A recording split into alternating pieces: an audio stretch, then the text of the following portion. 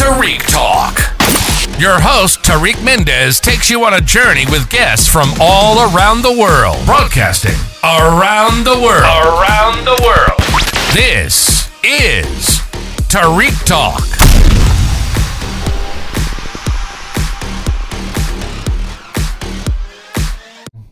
All right, guys, today I'm here with Michael Casalinho. Michael, how are you today? Hello, everyone. How are you? Thank you for being on the podcast. I'm so excited. Thank you an for entrepreneur, a chef, so many things. Do you want to start off by telling us a little bit about yourself? Yeah. So I'm Portuguese, of course. You know, I was first gen American. So my parents moved here, to Newark, where most Portuguese people moved into in the 70s and 60s and in the 80s, of course. So I'm 39 years old. My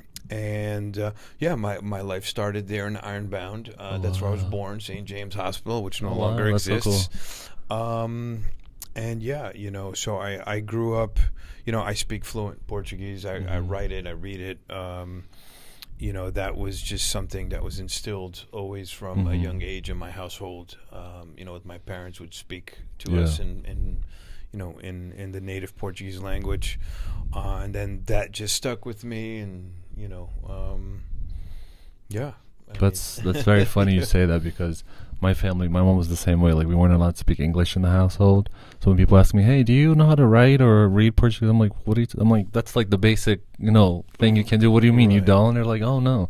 So that's so interesting that you say that, because like as I get older, I really appreciate being able to not lose our culture in a sense, because a lot of people do. Yeah, especially nowadays, and it's culture to me is super important.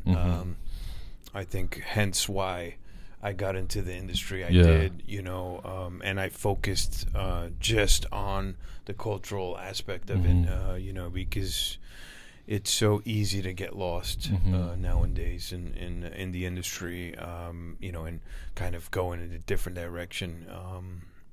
I was always proud of where I came from, of the heritage, and I think that it's our responsibility to pass that down to the next generation, because nowadays with social medias and all that stuff, things can get a little complicated, and we can lose sight of the actual, the importance of things in life, and I think that the cultural aspect of things is can die out if we do not put it out on the forefront.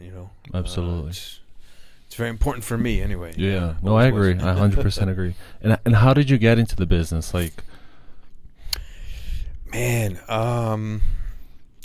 my life's been very interesting. I've started at a very young age, being somewhat, I guess, if you would, an entrepreneur.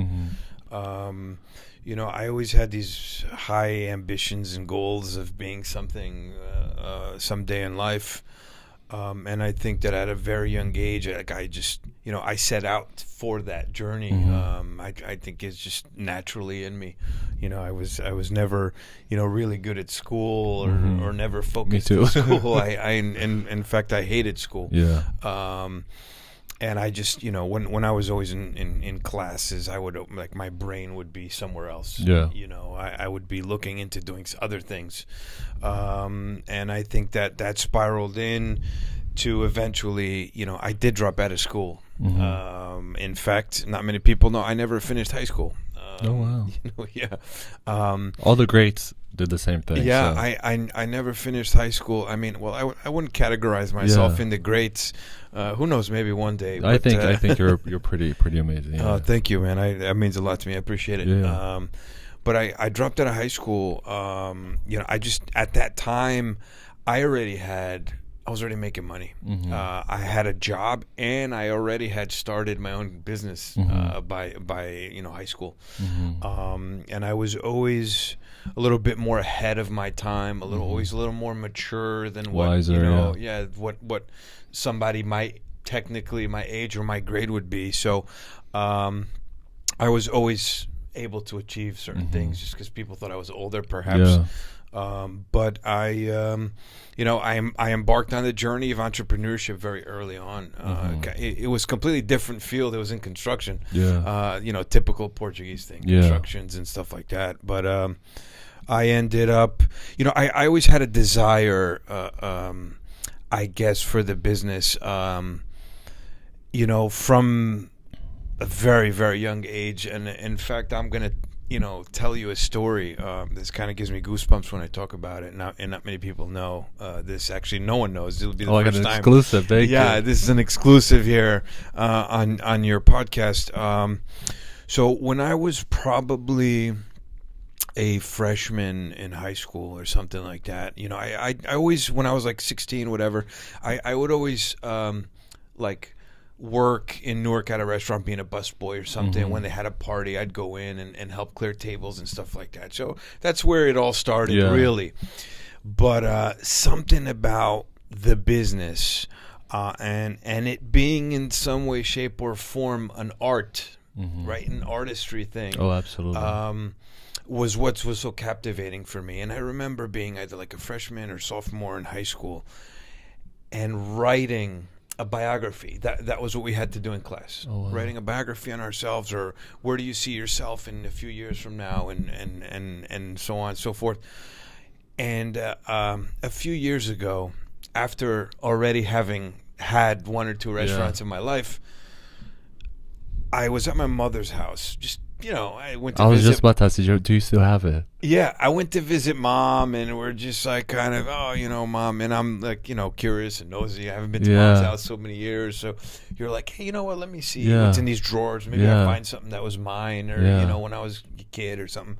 And I happened to be digging through a drawer, and I pull out these letters and these things, and I'm like, oh, this is cool. This is mine. I wrote this, and I'm reading the letter. In that letter, I wrote that I was gonna have. I wanted to be a restaurateur. Oh wow! In that letter, that's amazing. It's freaky. It's like a prophecy. It's like a prophecy. Wow. Like I, it said I was gonna be in the restaurant business, and I was gonna have either a restaurant or a nightclub. I worked in the nightclub business at one point as well. I never had a club yet. But I've had several restaurants, and when reading that letter, I got so many goosebumps, man. Wow. It was I envisioned it. It's like manifest. I manifested it. Yeah. I wrote it when I was amazing. Who knows, 16, 15, I don't know, and it came true without even realizing it. But it's freaky to think, right? Yeah. Like when, especially that's funny reading you that say letter, that. right? Because see how the universe works. I remember when I went to your restaurant, and I didn't know you were the owner. And I remember you were like outside. You had like a grilling section, and then outside during the pandemic. And then I remember right before that, like a friend of mine opened a restaurant in New York, and I remember like I talked to you. I was like, oh, you showed me where the host assistant is, and I just remember you like, checking on the tables, on the staff. Your staff seemed so happy and well trained. You were doing amazing. And I remember I texted my friend and I said, oh my God, I was like, you should hire this guy. He's amazing, blah, blah, blah. He's like, okay, can you give me this info? And then it turns out you were the owner. Yeah. And I said, oh my gosh, this is exactly what this town needs. But just watching you, because when I was young, I started two businesses as well. I dropped out of college, but I remember seeing you. I was like, wow, this the food is great, the service is amazing. You know what I mean? Sometimes you wait so long for a cup of water or your food. You're on top of everything. I was like, my gosh, this dude. I don't know if he's on Adderall or 10 espressos, but he's literally on top of everything. He's so aware. And I told my friend, I was like, you have to hire this guy. This guy is amazing. But I was like, oh, he's the owner. I was like, even better. We need somebody dope like this. Yeah. And JC. Unfortunately, that's my, or fortunately, depends how you look at it. That's my natural energy. I when I do anything, I embed myself into it 100,000,000%. I throw my all into it. Especially when I believe in it. And that in particular restaurant was very, which is called Broa Cafe. For those of you listening want to know, that was an extreme passion project for me. It was something that, again, touching back on the culture, and about trying to keep the culture alive. And it's so funny how you mentioned that, because that was the purpose of that restaurant in particular, because I feel like, again, touching back on the social media stuff nowadays, and it's easy to get lost and forget things, what really matter in life in those things. But it became a thing for me where, let's just rewind a little bit. Going back to Newark, I was involved in a restaurant there. I was probably 20 years old. Oh wow.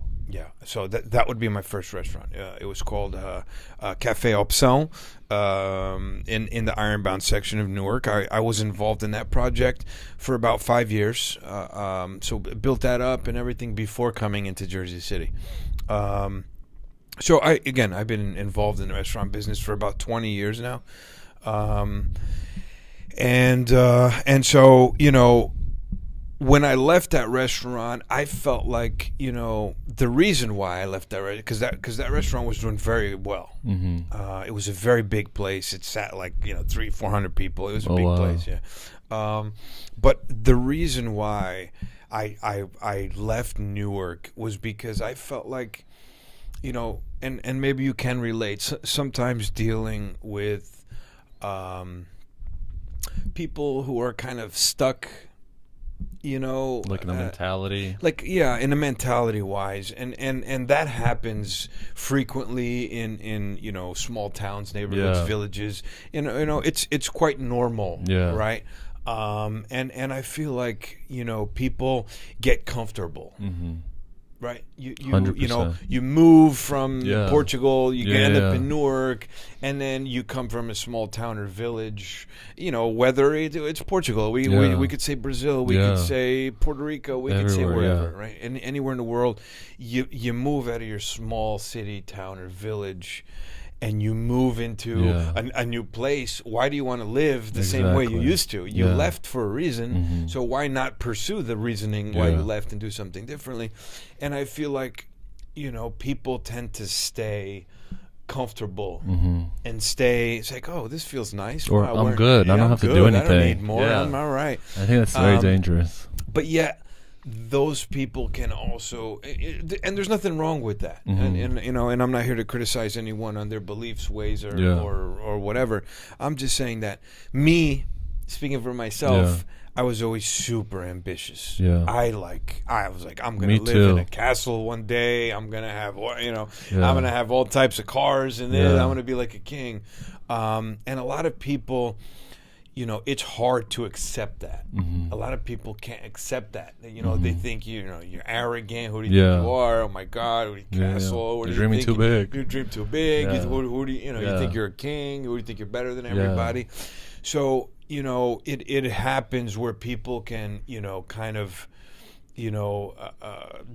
dilute your dream over the course of time, being surrounded in that environment, and it's an important thing to stay focused on your vision, on your mission, on your goal, no matter who's around. And your surrounds, though, have a big deal, a big impact on who you are, what you become, right? Hence all those sayings where, show me who you surround yourself with, and I'll tell you who you are, kind of thing, right? And so I felt like the people around the neighborhood weren't, like, my concept at the time was so advanced, I guess, for the neighborhood, that people weren't getting it, or they weren't accepting it. So I felt like, unfortunately, I had plateaued in a form of success for the neighborhood. And the neighborhood would not allow me to become more successful than what it already was. And it can be for many reasons. It can be for their own lack of knowledge, their own lack of resources, their own lack of ambition, their own lack of, again, the knowledge to look into the future and see have the vision. Of something greater than what it already is, right? And then you have those who are just jealous, the haters, right? The haters that everyone has, right? And will always have. And, listen, if you have haters, it's a good thing. It means you're doing something right. It's like, as they say, good publicity or bad publicity is the same. You're doing something right. Whether it's good or bad, you're getting the publicity for 100%. It. So that means you're moving and shaking something, right? So then, my how I ended up here in Jersey City was actually I went to high school in Jersey City. A lot of people don't know that. I went to Hudson Catholic. At the time, it was an all-boys school, and I guess I was a little problematic when I was younger. Rebellious, the rebellious child. So I felt like, maybe I need to go to an all-boys school and a Catholic school and be strict, rules, cut out all the no distractions, girls, and I, that way I can focus more. That didn't do anything. It didn't work. It was even worse. You would just skip out on classes and all that stuff. The good old days. But yeah, I went to Hudson Catholic here, which is now a co-ed school, and so I was familiar with Jersey City, and my older sister already worked here at Exchange Place. She was a currency exchange broker who dealt with Latin America, so she dealt with Brazil, and Colombia, and Peru, and all these places. And at the time, she kept telling me, dude, you got to come here. You got to, man, I would love to do something together. You should come check it out. And I said, all right, maybe. In the meantime, she moved here from Millburn. And so I ended up kind of spending some time here with her in Jersey City. I would stay at her house and kind of roam the streets during the day. At the time, there was really nothing around here, for the exception of the Majestic, where Ratza is now. Oh, okay, yeah. That was the Majestic Cafe. Where Luna is now, that was the Merchant. Oh, wow. Because it used to be an old bank, so that's why they call it the Merchant. Because it's the old bank vault that's still in there. So it's called the Merchant. And then where Uncle Momo was called Marco and Pepe.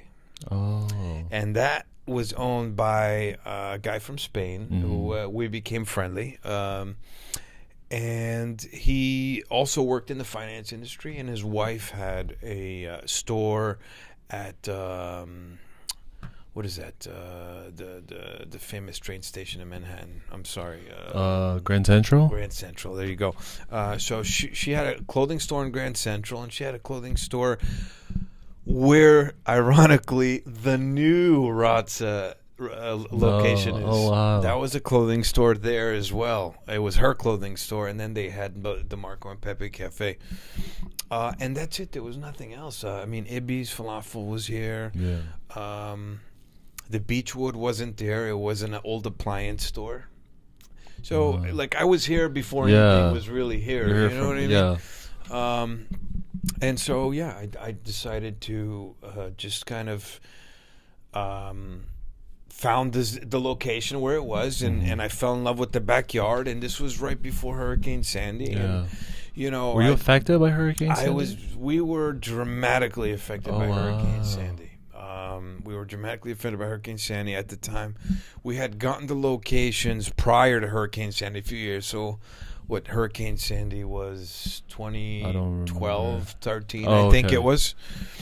And I already had acquired the location. So me and my sister decided to join forces. Yeah. And we decided to do, kind of go into this thing together. Yeah. As like a brother and sister project. So she had a vision and a goal of having like her own little store with Portuguese, like artisanal products and stuff like that. Fun. Yeah. Kitschy like little stuff. mosaics and like little mosaics, little artisanally handmade bags. And, pillows and jewelry from Portugal, like artisan stuff. And so we decided to embark on this journey together at that location. And we both fell in love with it, and we said, "Listen, look, let's do this together. You do the store upstairs, which is the store was above me. I'll do the restaurant thing. I already had the experience. I already knew. I already, it wasn't my first rodeo, as they say. And I fell in love with the location because I thought it was the right size to do my concept, which was like a tavern, a tasca, where you could find many in Portugal, roaming down the little side streets, right? Yeah. And that was my vision, my goal to accomplish, and I thought the space was perfect. And then I don't know if you remember the backyard. It was just like a paradise. Yeah, it was magical. It was magical. Like, it made you feel like you were in Portugal. Oh, man, it was so magical. And that was what kind of, grasped me in to the location. And so I started my journey on modifying it to get it to look old. Yeah. And give it that magical aesthetic. And then Hurricane Sandy wiped it all out. Oh. And I just, I just said, man, this is crazy. But I believed so much in that project that, I confronted the landlord at the time, and I said, look, I ain't going anywhere. But I need you to work with me. I'll stay here. I want to keep the lease. I want to stay here, but you got to work with me. Yeah, I want which makes sense. Yeah. And he agreed at the time. Unfortunately, God rest his soul, he passed away. But he had agreed, and we worked together. We had a beautiful relationship. And at the time, the building even needed to. So they wanted to condemn the building because it was collapsing in the back end. Yeah. And I was able, through some contacts of mine, through my family who knew engineers, were in the construction business, to be able to get an engineer to come in and kind of figure out a formula to say, okay, look, you want to open the back, and that's what kind of made me open the back. Yeah. Right? To have the backyard visible was that. It was an opportunity. The building needed to be rehabilitated and needed a structure fixing. I was able to get an engineer to come in and sign off on the project and tell us exactly what needed to be done. I covered that cost to get that done for the owner as well. It was to my benefit as well. Yeah. And it was a win-win for us both. And he was going to work on me on the rent and stuff moving forward. So I had quite a very long lease there on that location. So like I said, it was just a passion project, man, about the culture, about the arts. And I know you're an artist. Yeah. And look, I love the industry. I love the business. I've always loved like fashion, the fashion industry. That was my real first passion. Unfortunately, I had a very old school father who didn't agree with it. No, I can imagine. Yeah, so I had to really quick pivot in a different direction. But I guess I knew very early on that this was kind of what I wanted to do or what I needed to be doing. And a quick explanation why is because I love fashion. I love the industry. I think it's phenomenal. My idol is Ralph Lauren. Oh, wow, I love Ralph Lauren. I love his he's amazing. That guy is just unbelievable in every aspect. So I love architecture. I love art. I love paintings. I love sculptures. I love, man, you name it. I love beauty, it. Right? Beauty. I love anything beautiful. General, I love music. I love people. I love food. So when you take a step back and you look, you're like, dude, the restaurant business. Yeah. I'm the owner. So for example, every restaurant I've ever owned, I designed it myself. Oh, wow. I decorated every single restaurant myself, and I cooked in every single restaurant. Yeah. I used to, I started cooking. Yeah. And for me, it's, when you start analyzing everything, it's like, okay, the restaurant business is about people. I love people, right? When you walk into a cool place, they got cool music on, and it just changes your mood. It changes your mood. So I love music. So we already got two of the things that I enjoy, right? Then you got architecture and design. So I love aesthetics. When you walk into different restaurants, you feel the what they're going for. You have different moods, different vibes that were purposely created for that effect. So you have the design aspect of it, right? You have, for example, I've had certain locations where architecturally beautiful as well, right? Wow. On the design aspect. Then you have the decoration, the paintings on the walls and the pictures and all that. The aesthetics becomes art. It's an artful thing.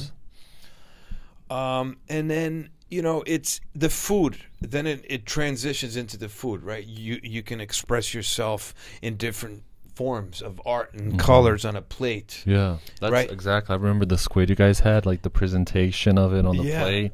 Right. It was just so beautiful. So all of that is, taps into your world of art, of being an artist. And that's what we are at the end of the day.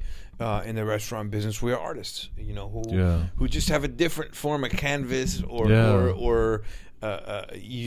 clay or whatever it is that, in different realms of the business. And we kind of just, again, we play around with ingredients, with colors, with flavors, with things like that. Yeah. And that's the intriguing part for me of the whole thing. I like new stuff. I don't like sitting still. I like to reinvent better, and try new things and figure it out. And I mean, that's where I agree with you when you say, like, sometimes people reach their limit and that's it. Like, they think, oh, I'm good now. They don't think, oh, how can I make this better? How can I improve? How can, for future? Right. And I think that's very, like, I don't know if, like, stifling is the word. Yeah. It feels like you're held back, You definitely. Yeah, and then you question yourself, like, oh, do I want too much in life, or is this normal? You know what I mean? Like, is this the next step that I should do, or should I just be content? But you're absolutely right. What you said earlier. You said something magical right there, man. You ask yourself, is this enough? Is this what you want to do? Yeah.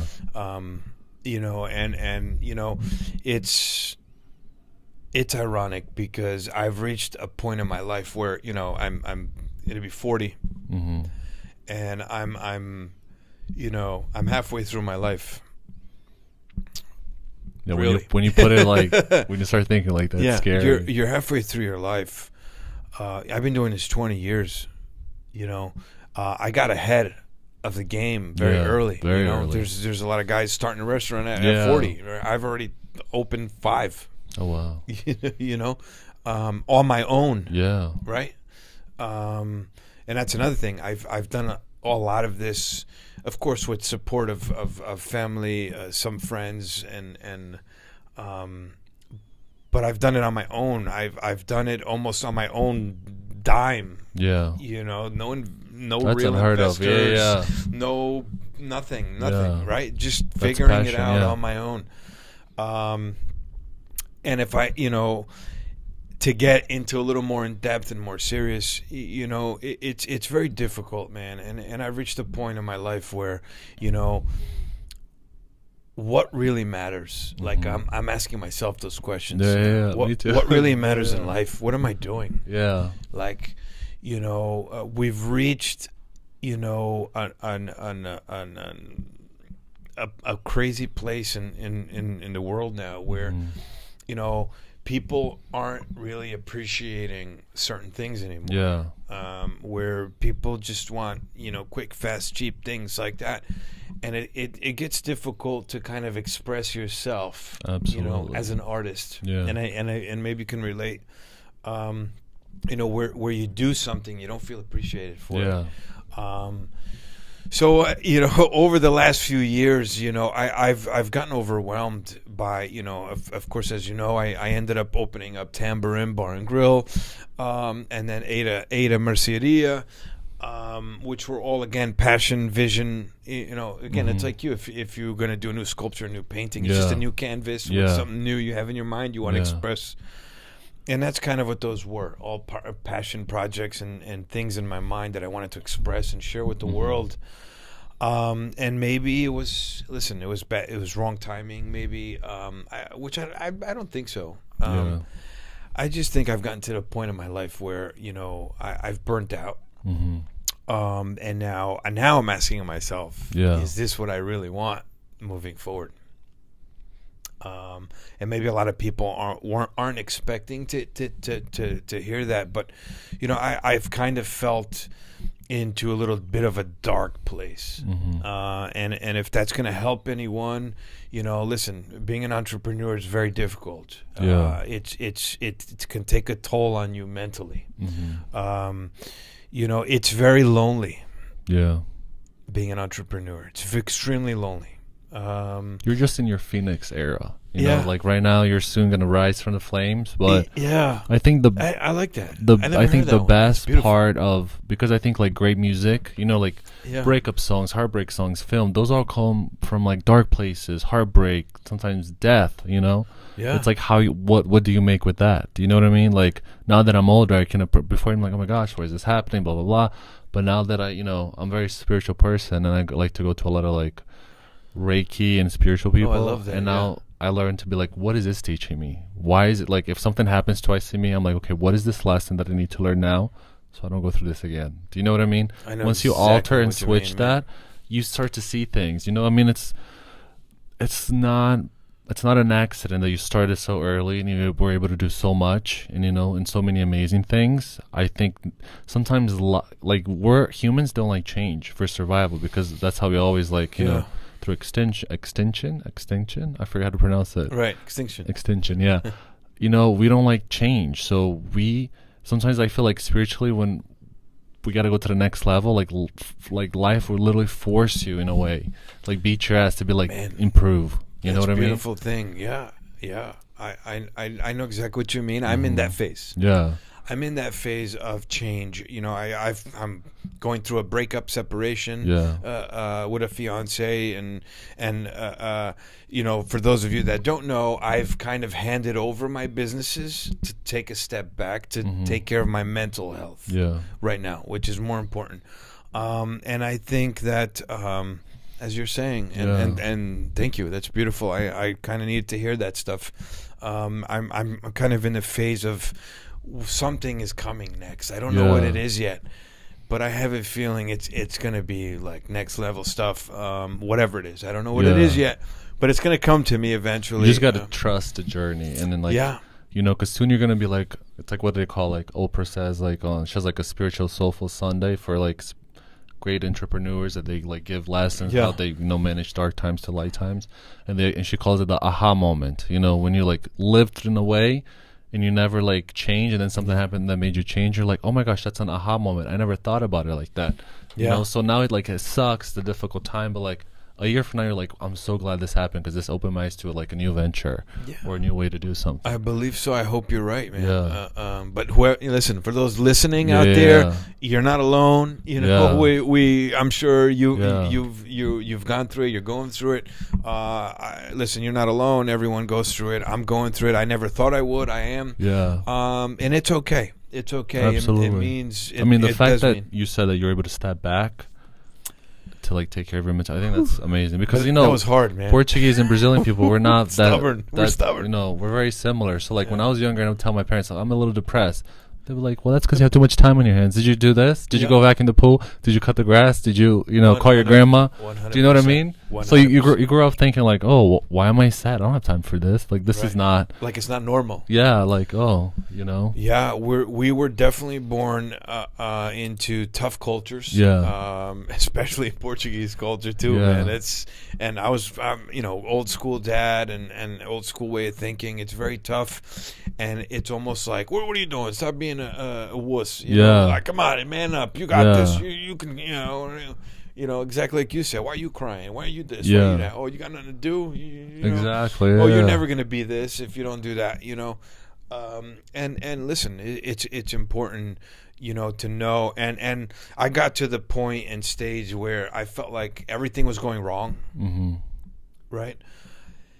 And not because I'm not good. But I am not good mentally. Mentally, emotionally, spiritually. I hit a wall, and I felt like, gosh, I've been going hard for 20 years. Even the pandemic, I did not stay home one day. Oh, wow. One day. Oh, wow. Even from the moment they said, everyone will be closed tomorrow, I'm like, I'm not closing. I'm going. It's a Portuguese mentality. Nope. No one's taking me down. Until I pass out. Yeah, I'm going to keep going. And I did. And it was rough and it was challenging. And look, I survived, I survived Hurricane Sandy. Yeah. I survived the pandemic. And, now the mental thing, I've been going punch for punch. Yeah. Over the years, and I think I've gotten to the point where, and again, literally by myself, not with the proper team, and I think that's partially my fault because, in a way, I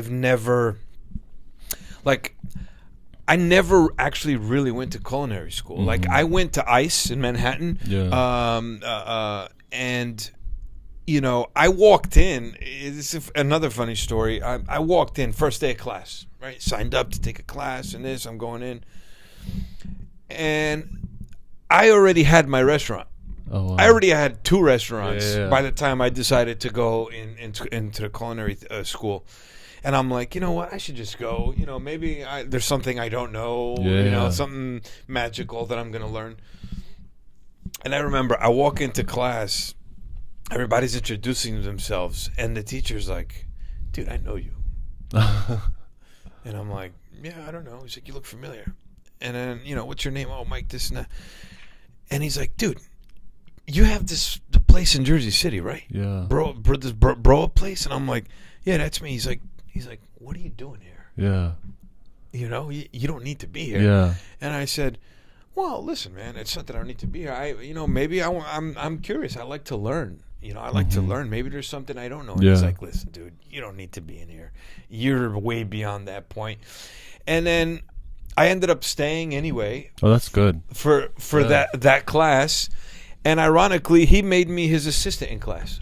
No way. Yeah, so I became the assistant. He was teaching, and then he's like, "Oh, can you show them how to cut the onions?" Oh, wow. It's very basic knowledge. And listen, not knocking school or going to class or getting that done, but I felt like I had this like natural like thing, a fire, it was like an intuition. Yeah, man. Like I already knew what to cook, how to cook, how to fuse the flavors, how to make it all, put it all together. The only regret, right, I have in the business, which I think would have really catapulted me into the next level, was not going to like stage or go work at other restaurants. Mm-hmm. Like I literally 20 years old, boom, opened my restaurant. I never ran a restaurant before. I never knew what it was like. I just figured it out. Yeah. And I just figured it out. You just learn as you go. I just learned as I go. Yeah. Right? I'm like, who cares? I do it. Yeah. I just... And that's something like I can't even explain. It's like I already knew it. Yeah. Hence I wrote a letter when I was like 15 in school that I was going to be a restaurateur. And who knew that would actually take place, how it took place. But I do regret not working at other places or other big restaurants, bigger name chefs, to get a little bit further in the knowledge, because I think that's made my job even harder, not understanding certain things and kind of figuring it out as I go, where I probably could have helped me build a better team. Not that my team was not good, but I think it could have been better, actually. And I think the fact that I chose to keep my restaurants cultural, specific, and very, very niche, and authentic, and tried to be as authentic as possible. In them, I think made it even harder in the industry that's already hard enough. Because in all my restaurants, I used like I would use Portuguese olive oil. I would use Portuguese vinegar, salt, pepper. Oh my God! Every single ingredient. And how was that for like profit margins? Man, it was hard. I can imagine. It was hard. I mean, clearly everyone knows like my prices weren't the cheapest, but I listen, I was like, no, but it was like what would cost. It felt like you were like in your friend's grandma's house for like a Sunday dinner. You know what I mean? Sunday lunch. Yeah, that was it was worth it. I mean, because there's a lot of restaurants here that are even more expensive, and it's just like, horrible. But yours was like it's like you time traveled. Like to the 90s in Portugal at like your friend's grandma house that just invited you. Yeah. You know, it was just like that authentic, you know, even like the color of the wood you used, it was like a darker, like I think Brazilian cherry wood. Yeah. It really was like that authentic. You're like, oh, I really, and I remember that like the tables were like like this wood, handmade, like homemade, carved, specifically carved. It really felt like, you know, it was like when you go to Disney where you have like that experience, everything's like, you know, perfect. That's what it was like, but the adult version. Yeah. You know? And thank you, man. That means a lot to me, because that means that I achieved what I really wanted to achieve. And that, I think that's very important in a restaurant, not just to food. I think that the industry has become, again, so artistry, in the sense that, you know, I think that, you know, restaurants now need to be somewhat of gimmicky. Oh, absolutely. It's I was like, gonna say that next, right? Restaurants, I feel like, need to be gimmicky for them to be considered cool, or the place to go, right? I feel like, you know, and I think I'm having a hard time with that. Right. And that's why I think it all came together where I'm like, wait a minute, I need to, you know, take a break mentally, figure things out, and maybe do something different. But I just think that, you know, people, it's like, forget the flavor. It's like, oh my God, if it's not Instagrammable, that's so funny. I was just having this conversation. Good. Like, if it's not pretty, food now it's doesn't not even good. taste like cocktails. You know, it's just like, it has to be like a sculpture. It tastes horrible. But, you know, they have little flowers, a little umbrella, and it looks like you're in a resort somewhere, but it doesn't taste good. But people don't care anymore, you know, because people cannot taste the food in an Instagram picture. Exactly. Do you know what I mean? It's just like, all my friends, like, they want to go to, like, restaurants that, you know, they bring out drums and those little, like, flashy candles for their birthday. Right. And the food is just, like, dry as hell. And I'm like, guys, are we, like, do you want to go somewhere else? Or it's normal, or it's not, you know, something you find in other places. You know, listen, I mean, everyone's entitled to do what they want, or live their dream out the way they see fit, and want to live their dream. I feel, you know, for me, I don't like that stuff personally. I you know, when I have a goal, you know, you're an artist, right? If I tell you, whether you're painting or doing a sculpture, right? If you know, you wouldn't like for me to come into your studio and be like, you know, why don't you? Dude, I'm not the artist. You're the artist, right? Like, then it's not your work anymore. It's my work. It's everybody else's work, and that's where I think the world and society has had that little disconnect, right? If it's like, people want to come into your restaurant and tell you what they want and how they want it. And that's what I think, you know, there's the variety out there for that reason. If you don't like a certain place, you don't have to go there. Then leave. You go where you feel most comfortable, right? You know, you're not going to go to a Broadway show that you don't like, right? And that's what the restaurant business has become. It's a gimmick. It's a Broadway show. First of all, you got to build out the place to have the aesthetics that you want, right? The play setting. And then you got to have the decorations and all that stuff. And all it's important, right? Then you got to make sure it's beautiful and Instagrammable, right? It goes along with your story. And then the food has to have the flavors. You have to have the right ambience, right lighting, the right music, the presentation. And that's kind of the show. And that's what, you know, in reality, people are paying for, or used to pay for. I mean, in certain instances, there's a lot of great places. I know a lot of great chefs in the industry doing fabulous things. You know, but you know, I think the most thing that's like detrimental to businesses nowadays, it's like negative reviews, and it's not like how it used to be where people were like authentic, like genuine, like, hey, you know, this wasn't good. Nowadays, like, oh, can I get 10% discount? And if they don't get it, they write a bad review. Do you know what I mean? I think there's no regulations, and it drives me crazy. You know. And I see it all the time. Man, yeah, that is a very fortunate thing, you know. But I feel like it's in every industry, really, right? Yeah. But that one in particular, you know, that was one of the worst things that I think possibly could have happened in our industry, especially for the mental health side of things. You know, because as an artist, you want to create, and you're putting your heart, soul. No one's perfect. Yeah. Nothing is perfect. Yeah.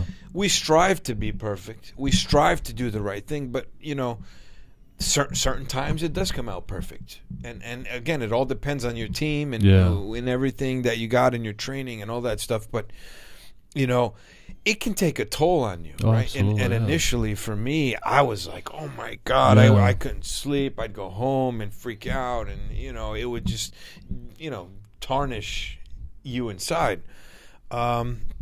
But as I got older and more progressive into the whole thing, I just stopped caring about that stuff because I'm like, dude, everybody's a food critic all of a sudden. Everybody's a food blogger.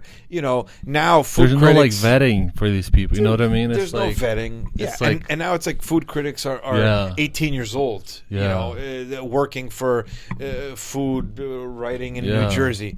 Dude, have you traveled the world yet? Exactly. You're not even old enough. Like, name 3 top restaurants, Right? You're not even old enough. Yeah. You don't know culture of food. And that's the part that's upsetting is, there's people who are like, hey, I love,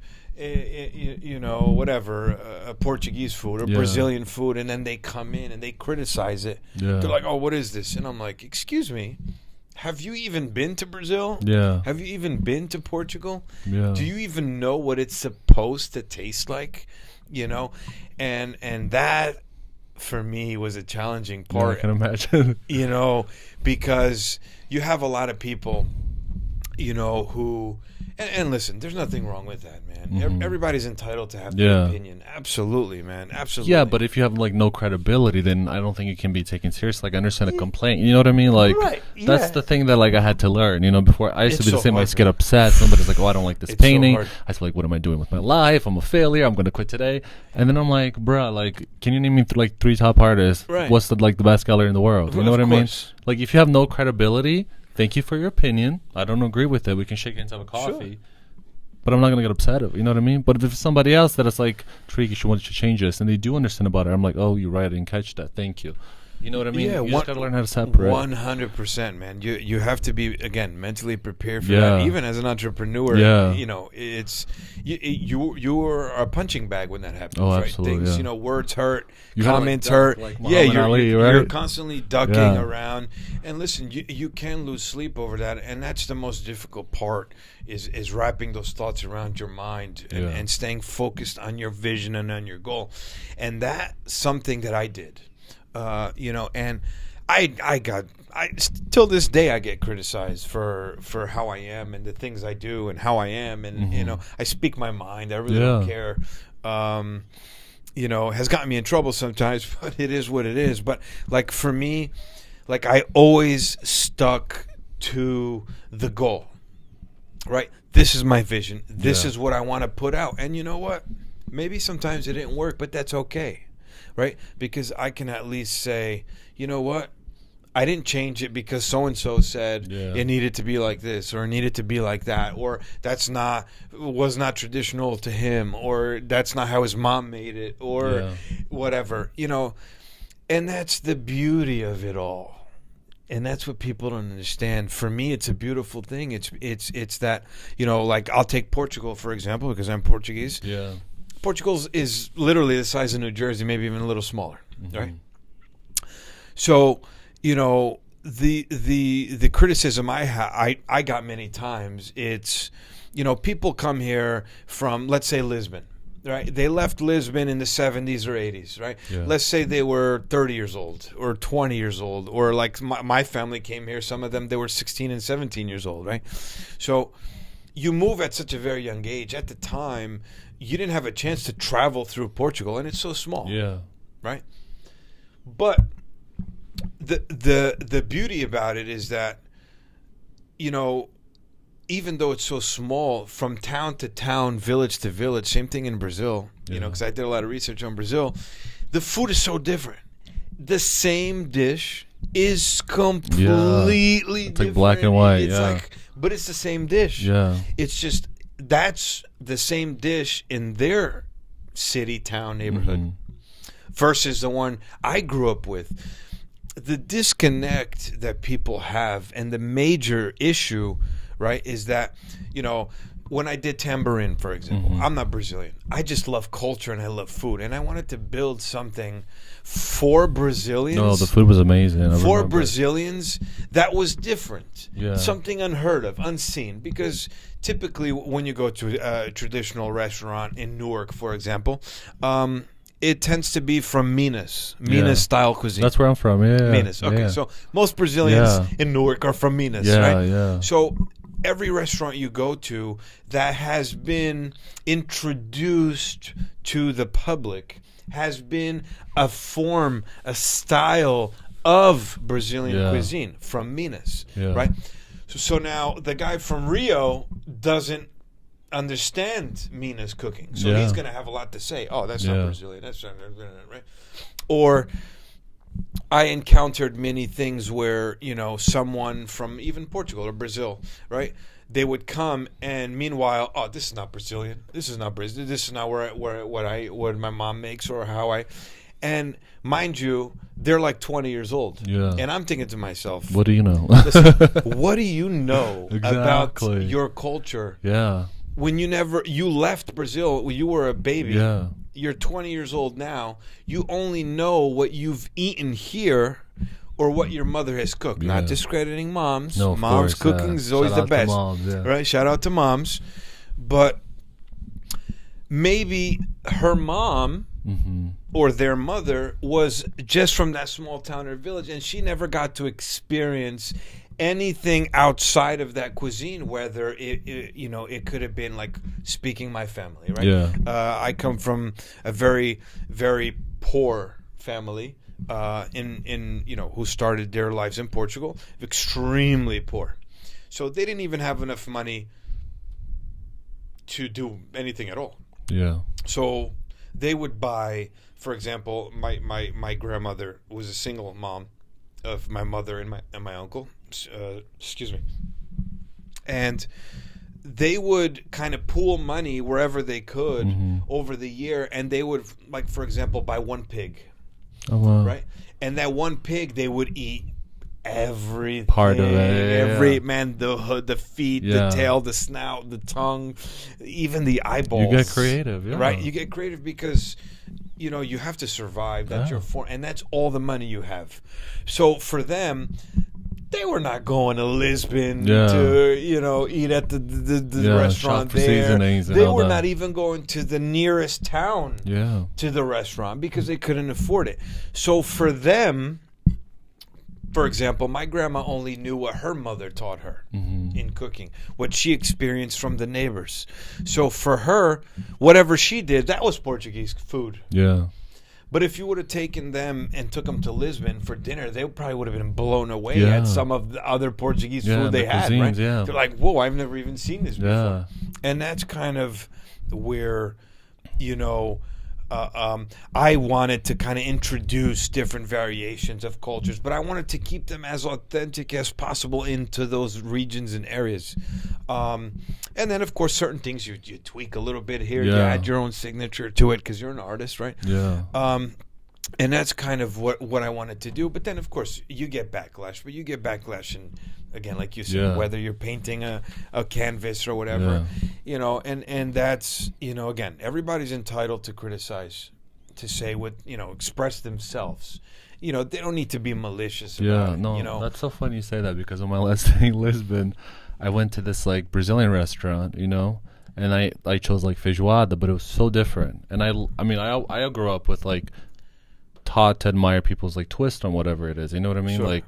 So I remember I was at the restaurant and it had like pieces of bacon, but then like fried pieces of bacon, like, and some crunchy stuff. I didn't know what it was, but I thought, oh my gosh, it wasn't like, oh, this isn't feijoada. I thought, I never thought about it like that. This is so interesting to have this like texture to the feijoada. And there was like this guy from a different state, and he was like at the table next to me, and he like ate. And then I guess like the manager was like, oh, how was your experience? Blah, blah. He's like, oh, it was good, but actually this is not how you do feijoada. And then he went on this big, like this huge like speech. And then I told him, I was like, we're not in our country. You're not even from the state feijoada was created from. I said, this is a different twist. Just eat, experience the cuisine. If not, just tip and leave, Right. And he was just like, oh, I never, like, you just seen like his face like going from anger you know, like, why are you interrupting my conversation? To like, maybe you're right. I didn't think, you know, just to enjoy. It's like, you don't have to give a lecture. Just shut up and enjoy. That's the beauty of life, you know? It is the beauty of life, yeah. And I think people miss that. Yeah. People miss that thing. It's like they go into a restaurant being a gladiator, and they're already looking, for what's wrong. Yeah.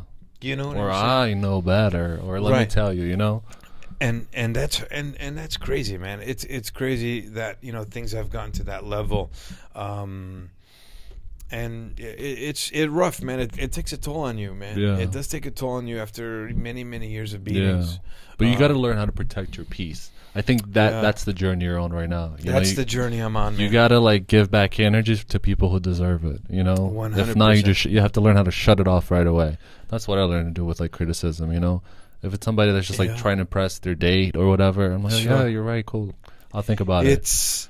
Man, let me tell you, it's complicated, and it's very difficult because, you know, after 20 years of doing the same thing, you know, because it's like when you do something repeatedly over and over and over again, that's all you know. Yeah. That's all I know. Yeah. I've been doing this since I was a kid, you know, and you know, now I'm halfway through my life, and I'm like, man, was it all worth it? Yeah. Is it worth it? What should I do next? Yeah. Should I, you know, now I'm being hard on myself. Yeah. You know, because now, you know, life goes by so quickly, and you're so entertained and trying to prove yourself to the world that you to do yourself this, too, and to yourself, or to your family, or you're stuck on this, you know, childhood thing against your dad or your mom or your sister or something, and you want to prove them wrong. That, boom, before you know it, you're like, whoa, dude, 40, bro. 40. And I think, like, the most dangerous thing is to, like, lose the passion for what you love, because then you get burned out, and then that's when, like, you go through. That's, to me, like, that's the what most. Happened. That's what happened to me, man. That happened to me before. Like, creatively, I couldn't, like, paint for, like, a long time, because I just was, like, you know, working so hard, like, trying to do so many things, and once you lose the passion, like, you're a little. I'm like, what am I doing? Like, why am I? You know what I mean? Like, you step out of your body. Where when you're in, like, in the passion mode, you don't feel tiredness. You don't feel anything. You're just so connected to your passion. You could, like, be there for 3 days in a row if nobody bothers you. Exactly. Do you know what I mean? So I know exactly. Yeah, I think losing the passion is the most. I lost it. It's, like, worse than writer's block, because you know. Yeah, I lost it. Unfortunately. But you're gonna get it back. You got this. What sign are you? Yeah, I'm a Gemini, but it's like borderline Cancer. So are you June-ish? June 20th. Cancer is 21. Oh wow, okay. So I'm like borderline. I was born at 2 p.m. 2 something p.m. on June 20th. So I'm a little bit going towards the Cancer side. But so I guess we're complicated people, right? We have all these personalities going on in our own brain, and we haunt ourselves. And you guys, I think, like, you guys want answers to questions, like, and things has to make sense. And if it doesn't make sense, my sister, you remind me a lot of my sister, because she's like that. 100%. Like, things need to make sense. You know what I mean? If it's not, then you start asking so many questions, like, internally and externally. Yes, and the internal part is the problem. Yeah.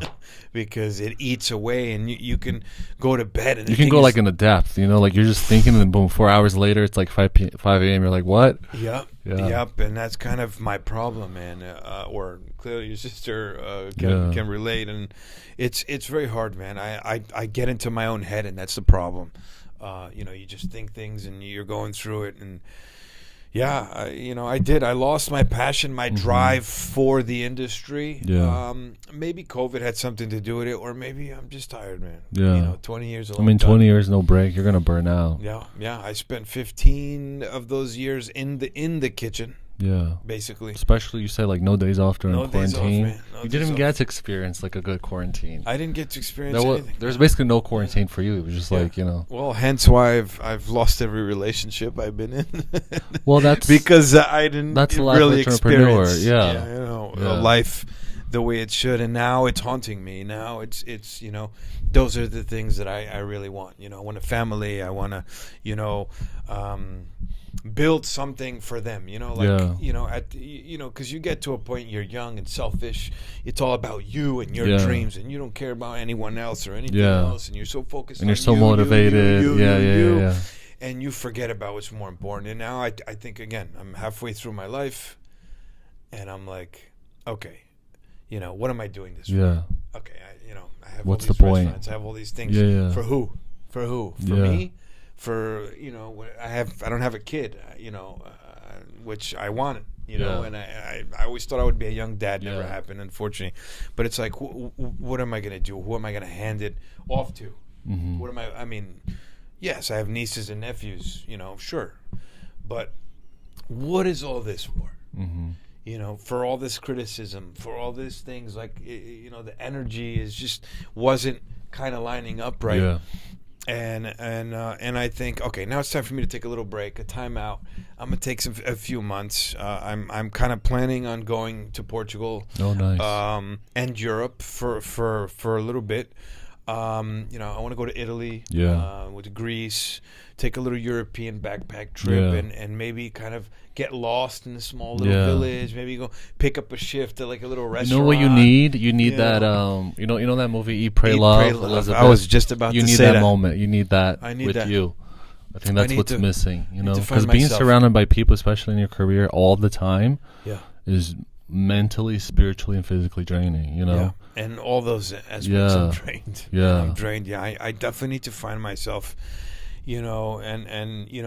It's like, when I'm in my passion and I'm in my zone, I can be dangerous, because like nothing's stopping me.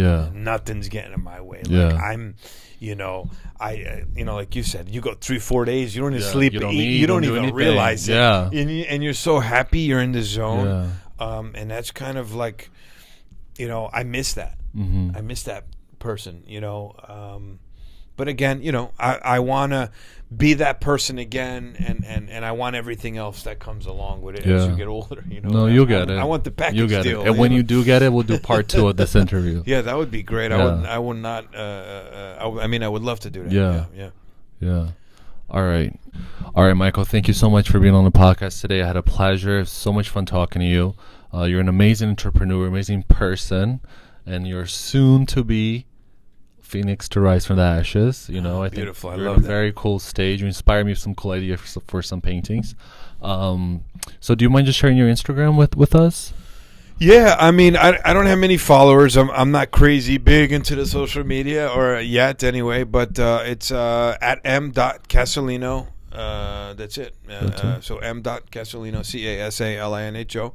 I mean, I don't really have a website right now. I'm just kind of staying under a little bit under the radar. You're taking some me time. To hit my taking some me time. But thank you very much for inviting me. Of course, it's been a pleasure to be here with you. I hope we could do a part 2 or 3 or 4 or whatever. I feel like the universe led me to you, because I saw the article of like JC Locals to watch out for or whatever, and you were there. I was like, oh my god, I remember that guy from that. I was like, how is he doing?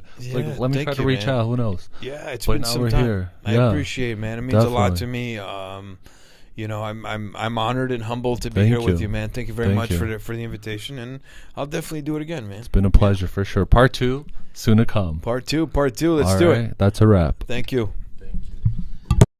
Thank you for listening to Tarik Talk. Follow Tarik Talk on all social media channels and check out the video interviews online.